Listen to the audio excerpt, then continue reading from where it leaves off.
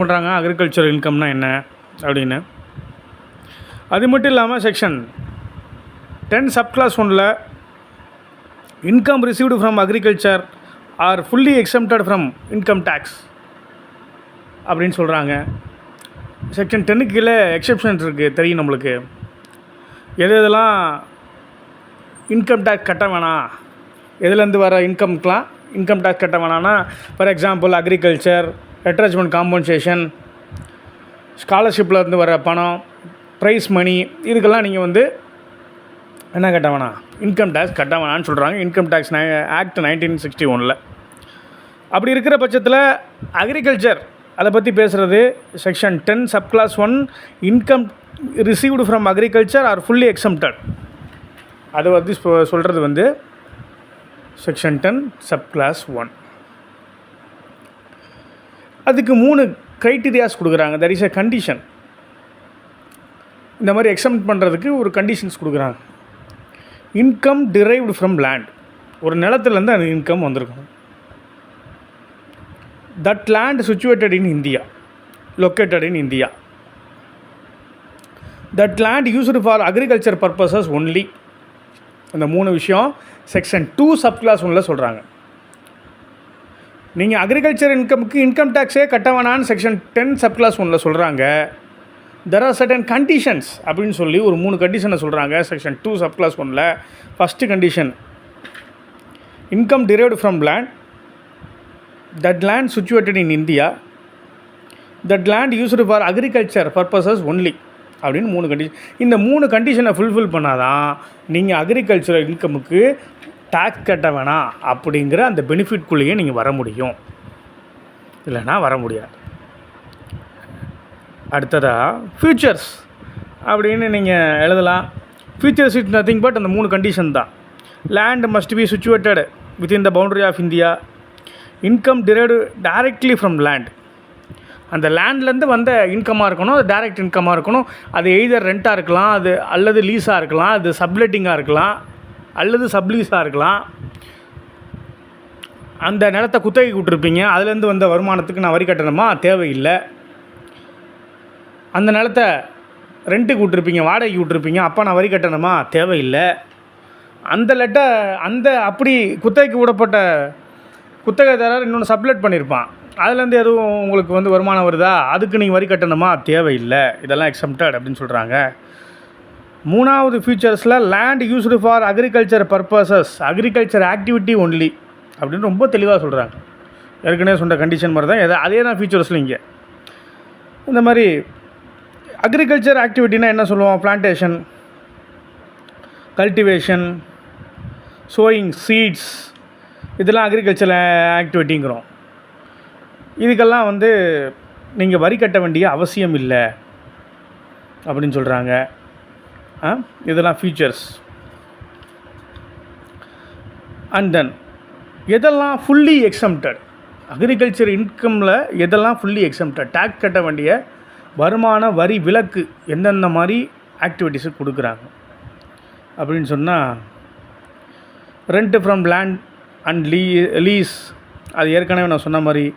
Income from cultivation, ஏதோ அறுவடை பண்ணுறீங்க, நெல் அறுவடை பண்ணுறீங்க, கோதுமை அறுவடை பண்ணுறீங்க, ஏதோ ஒரு பயிர் அறுவடை பண்ணுறீங்க, அதுக்கு நீங்கள் என்ன கட்ட வேணாம், இன்கம் டேக்ஸ் கட்ட வேணாம்.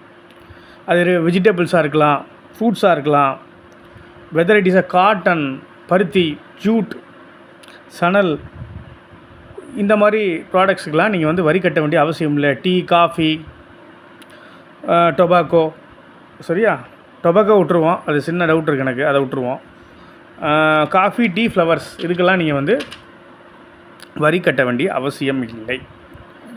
அதுக்கப்புறம் sale of produce, selling agriculture products. இப்போ நான் அக்ரிகல்ச்சர் ப்ராடக்ட்டை கொண்டு போய் வெளியில் விற்கிறேன், அதுலேருந்து எனக்கு ஒரு லாபம் வருது, அதுக்கு நான் வரி கட்டணுமா, தேவையில்லை. அதுக்கு நான் வரி கட்ட வேண்டிய அவசியம் இல்லை, சரியா. என்னோடய நிலத்தில் 100 கிலோ தக்காளி, அதை நான் கொண்டு போய் வெளியில் விற்கிறேன் 100 கிலோவை, அதுலேருந்து எனக்கு ஒரு வருமானம் வருது, அதுக்கு நான் வரி கட்டணுமா, தேவையில்லை. நான் கேஷாக ரிசீவ் பண்ணாமல் ஒரு கைண்டாக வாங்கிக்கிறேன், நான் 100 கிலோ தக்காளி தர்றேன், நீ எனக்கு 100 கிலோ வெங்காயத்தை கொடுத்துரு அப்படின்னு சொன்னேன்னா அதுக்கு நான் வரி கட்டணுமா? தேவையில்லை. எதர் நான் கேஷாக ரிசீவ் பண்ணுறேன், அதுக்கும் வரி கட்ட வேண்டிய அவசியம் இல்லை. 100 கிலோ தக்காளியை கொடுத்துட்டு 50,000 பணம் வாங்கிக்கிறேன், அதுக்கும் வரி கட்ட வேண்டிய அவசியம் இல்லை. இல்லை 100 கிலோ தக்காளியை கொடுத்துட்டு 50 கிலோ வெங்காயம் கொடுன்னு வாங்கிக்கிறேன், அதுக்கும் நான் வரி கட்ட வேண்டிய அவசியம் இல்லை. இதெல்லாம் அக்ரிகல்ச்சர் ப்ராடக்ட்ஸ், அதனால் அவசியம் இல்லை. சரி. Having houses used for agriculture. ஒரு வீடு கட்டி வச்சுருக்கேன், அதை நான் அக்ரிகல்ச்சர் பர்பஸ்க்காக யூஸ் பண்ணுறேன், அதுலேருந்து வர வருமானத்தை நான் எதுவும் வரி கட்டணுமா? தேவையில்லை. ஆனால் அந்த வீடு ரூரல் ஏரியாஸில் இருக்கணும். நீ பாட்டுக்கு சிட்டிக்குள்ளே கொண்டு வச்சுக்கிட்டு இது வந்து அக்ரிகல்ச்சர் பர்பஸ்க்காக யூஸ் பண்ணுறேன் அப்படின்னு சொல்ல முடியாது.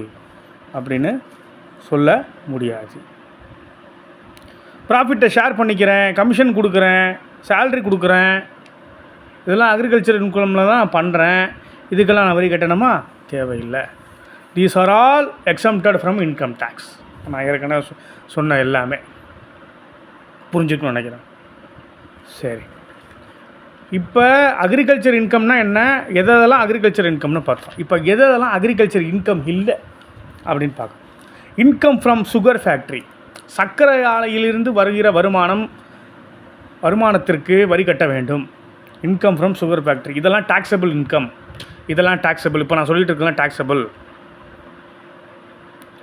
Income acquired by sale of silk cocoons, sale of forest trees, fruits which grow naturally without any agriculture process. Agriculture ப்ராசஸே இல்லாமல் நேச்சுரலாகவே க்ரோ ஆகிற ஃப்ரூட்ஸ் அதை கொண்டு போய் நான் வெளியில் விற்கிறேன் அப்படின்னு சொன்னால் அதுக்கு நான் வரி கட்டணும். ஃபாரஸ்ட் ட்ரீஸ், நார்மலாக ஃபாரஸ்ட் ட்ரீஸை வெட்டி விற்கக்கூடாது வெளியில், அப்படி அதுவே இல்லீகல் தான். அப்படி ஏதாவது கண்டுபிடிக்கப்பட்டால் அதுக்கு நான் வரி கட்டி ஆகணும். Dividend declared by private limited company, இது கம்பெனி லாவில் நம்ம படிச்சிருக்கோம். அது அந்த டிவிடெண்ட் கொடுத்தோம்னா அதுக்கு நம்ம வந்து கண்டிப்பாக டேக்ஸ் கட்டி ஆகணும். ஷீப் ஃபார்ம் வச்சுருக்கேன், ஆட்டு பண்ணை, அது வந்து டெய்ரி ஃபார்ம் வச்சுருக்கேன், ஒரு மாடு வச்சு பால் கறக்கிறேன், அந்த பாலை கொண்டு போய் இத்தனை லிட்டர் டெய்லி வெளியில் விற்கிறேன், இதுக்கு நான் வந்து வரி கட்டணுமானா வரி கட்டணும். அது அக்ரிகல்ச்சர் ஆக்டிவிட்டி கிடையாது, அது அக்ரிகல்ச்சர்லேருந்து வர இன்கம் கிடையாது, அதை நல்லா நான் வச்சுக்கணும். Getting royalty for allowing to dig minerals, ஏதோ ஒரு மினரல்ஸ் இருக்குது, அதை தோண்டி எடுக்கிறதுக்கு நான் ராயல்ட்டி வாங்குகிறேன் அப்படின்னு சொன்னால் அந்த பணத்துக்கு நான் வந்து இன்கம் டேக்ஸ் கட்டணுமா அப்படின்னு சொன்னால் கண்டிப்பாக கட்டணும். எதுக்கெல்லாம் இப்போ இன்கம் டேக்ஸ் கட்டணும்? Income from sugar factory, sale of forest trees, fruits which grow naturally without any agriculture process, dividend declared by private limited company, and then dairy and sheep form, எதுவும் ஆட்டு பண்ணை வச்சுருக்கிறேன், பால் கறக்கிறேன், மாட்டு பண்ணை வச்சுருக்கேன், பால் கறக்கிறேன், அந்த பாலை கொண்டு வெளியில் விற்கிறேன், அதுக்கு நான் டேக்ஸ் கட்டி ஆகணும். Getting royalty for allowing to dig minerals, இதுக்கெல்லாம் நான் என்ன பண்ணணும்? வரி கட்டி ஆக வேண்டும். சரியா? இப்போ உங்களுக்கு அக்ரிகல்ச்சர் இன்கம் அப்படின்னா என்னென்னு புரிஞ்சிருக்கும். அக்ரிகல்ச்சர் இன்கம் பற்றி பேசுகிற செக்ஷன் 2 சப்கிளாஸ் 1, அதில் 3 கண்டிஷன் சொல்லியிருக்காங்க, ஆல்ரெடி சொல்லிட்டேன். And then agriculture income is fully exempted from income tax, அதை பற்றி பேசுகிற செக்ஷன் தான் செக்ஷன் 10 சப்கிளாஸ் 1. செக்ஷன் 10க்கு கீழே தான் எக்ஸம்ப்ஷன் ஃபுல்லாகவே வருது. எதுக்கெல்லாம் நீங்கள் வரி கட்ட வேணாம் அப்படின்னு சொல்லி ஆல்ரெடி ரெட்ரச்மெண்ட்